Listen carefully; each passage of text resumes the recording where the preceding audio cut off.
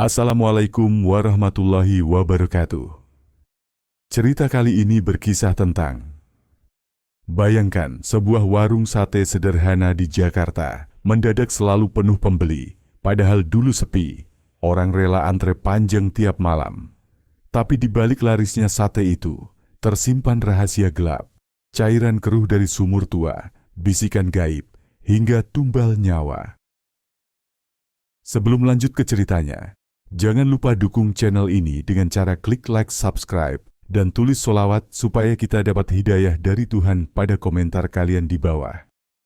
Oke, kalau udah siap, yuk kita mulai kisahnya. Di tengah hiruk-pikuk Jakarta malam hari, deru kendaraan bercampur dengan suara pedagang kaki lima. Di sebuah gang sempit yang diterangi lampu neon temaram, berdirilah warung sate sederhana milik Pak Wiryo. Aroma daging bakar kerap tercium, namun meja-meja kayu di warung itu hampir selalu kosong. Orang-orang di sekitar mengenalnya sebagai sosok sederhana. Setiap malam ia setia memanggang sate sambil menunggu pembeli, tapi hasilnya jarang seberapa. Kadang hanya 1-2 pelanggan, itu pun lebih sering lewat daripada makan. Tetangga merasa iba, ada juga yang menyindir, "Sate Pak Wiryo enak sih, tapi entah kenapa orang jarang mampir." Seolah-olah ada sesuatu yang tak terlihat, yang membuat dagangannya tak pernah benar-benar laris. Namun, ada yang berbeda pada malam itu. Saat jam menunjukkan pukul 9, tiba-tiba satu demi satu orang mulai berdatangan. Kursi yang biasanya kosong, kini terisi penuh. Orang-orang rela antre panjang, padahal sebelumnya tak ada yang menoleh. Pak Wiryo hanya tersenyum samar di balik asap panggangan. Tatapannya kosong, tapi bibirnya seakan berbisik pelan pada bara api. Sejak malam itu, warung sate sederhana itu tak lagi sama. Malam demi malam berlalu, dan keanehan itu makin nyata. Warung sate Pak Wiryo yang dulu sepi, kini selalu ramai seolah diserbu pelanggan. Bahkan ketika warung lain mulai gulung tikar karena sepi pembeli. Hanya warung kecil di gang sempit itu yang tetap dipadati orang. Yang lebih aneh, banyak wajah baru yang tak pernah dikenal warga sekitar. Orang-orang berdatangan entah dari mana, rela antre panjang hingga ke jalan, seolah ada sesuatu yang menggiring mereka ke sana. Beberapa warga mulai berbisik curiga. Kok bisa ya? Padahal sate dia dari dulu rasanya biasa saja. Gumam seorang ibu sambil melirik antrean. Di balik keramaian itu ada pemandangan ganjil. Seorang pemuda ojek online yang sedang menunggu pesanan memperhatikan gerak-gerik Pak Wiryo. Matanya tak pernah lepas dari kendi kecil yang selalu diletakkan di dekat tungku. Setiap kali membakar sate, Pak Wiryo tampak meneteskan cairan keruh dari kendi itu ke dalam bumbu kacangnya, lalu berkomat kamit lirih, seakan membaca sesuatu. Pemuda itu merinding, bulu kuduknya berdiri. Ia merasa ada sesuatu yang jauh lebih menyeramkan daripada sekadar rahasia bumbu sate. Sejak malam itu, beberapa pelanggan mulai mengalami kejadian aneh setelah makan sate Pak Wiryo. Ada yang tiba-tiba sakit tanpa sebab, ada pula yang dihantui mimpi buruk, melihat bayangan hitam tinggi menjulang dengan mata merah menyala. Di warung, suasana juga kian ganjil. Saat asap sate mengepul, beberapa orang mengaku mendengar bisikan samar di telinga mereka. Bukan suara manusia, melainkan desisan panjang, seolah dari makhluk gaib. Seorang bapak parubaya yang sedang makan, tiba-tiba meletakkan tusuk satenya dengan wajah pucat. Ia bersumpah melihat sosok tinggi berdiri di belakang Pak Wiryo, menatap para pelanggan dengan tatapan tajam. Tapi anehnya, orang lain tak melihat apapun selain bayangan samar di antara kepulan asap. Pak Wiryo hanya tersenyum tipis, seolah tahu lebih banyak daripada yang terlihat. Kedua matanya memandang jauh ke bara api, seakan ada sesuatu yang menunggu di balik nyala merah itu. Dan malam semakin larut, namun antrean tak pernah surut. seolah ada kekuatan yang memaksa orang datang, meski rasa takut mulai mengintai di hati mereka. Suatu malam, rasa penasaran membuat seorang tukang ojek online bernama Arman sengaja menunggu di dekat warung setelah semua pelanggan bubar. Dari balik pohon, ia memperhatikan gerak-gerik Pak Wiryo. Sekitar pukul 2 dini hari, Pak Wiryo terlihat membawa kendi kecil itu menuju sebuah sumur tua di belakang gang. Sumur yang sudah lama dianggap angker oleh warga. Tanpa ragu, ia menurunkan timba, lalu menuang air keruh berbau menyengat ke dalam kendi. Arman menutup hidungnya, mual dengan bau anyir yang menusuk. Tapi yang membuatnya lebih ngeri adalah suara lirih dari mulut Pak Wiryo.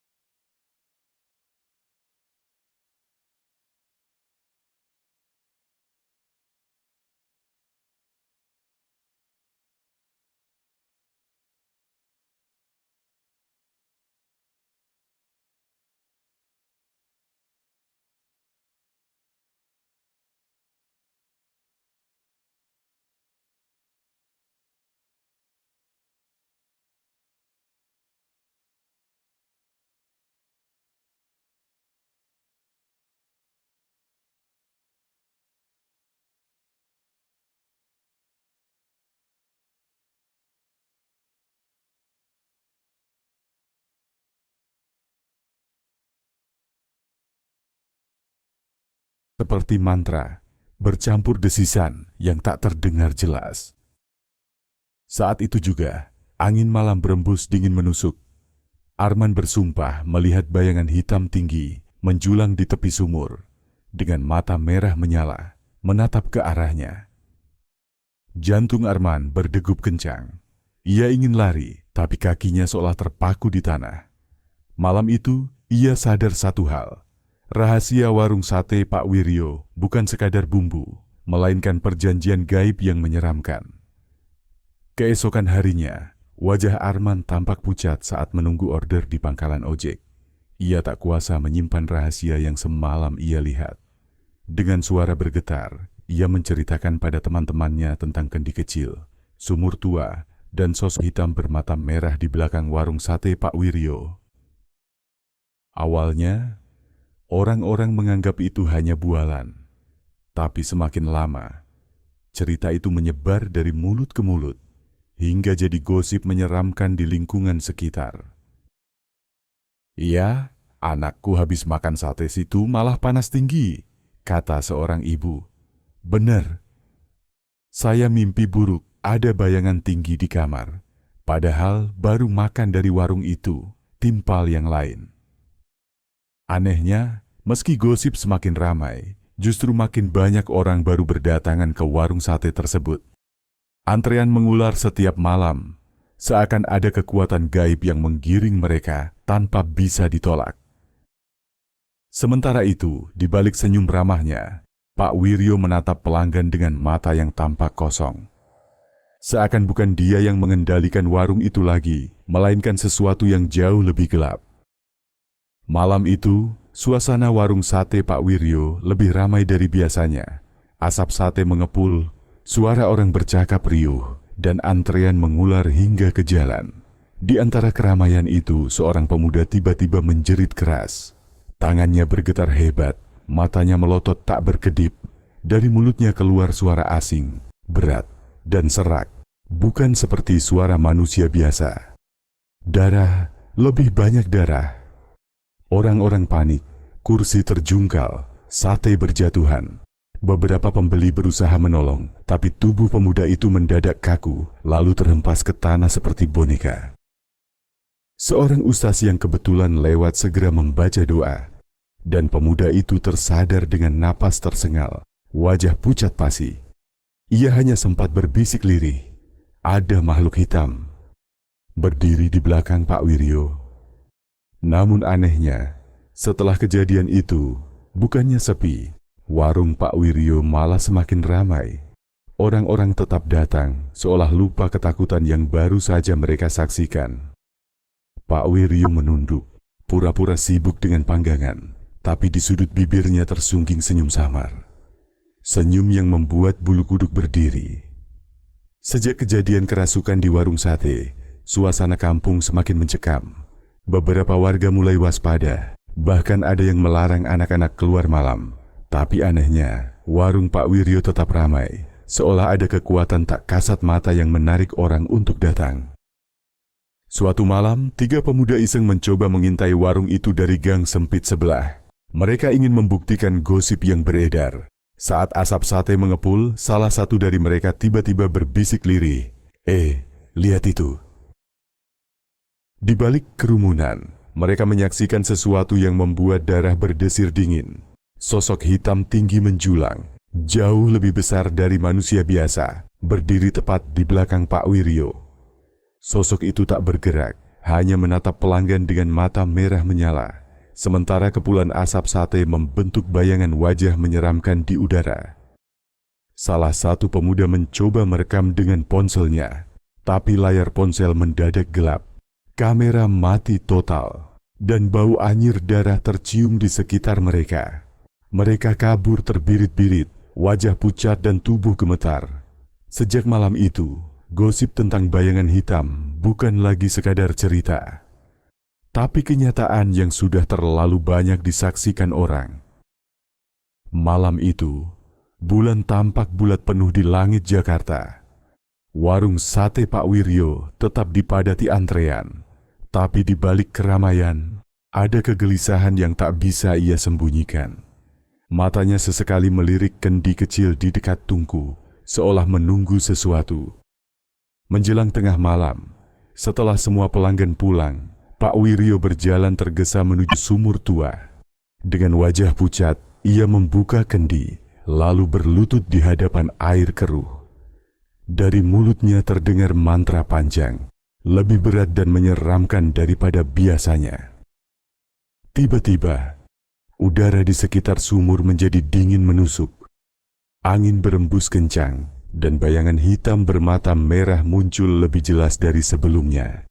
Sosok itu mengulurkan tangan panjangnya, berbisik dengan suara menggelegar di telinga Pak Wiryo.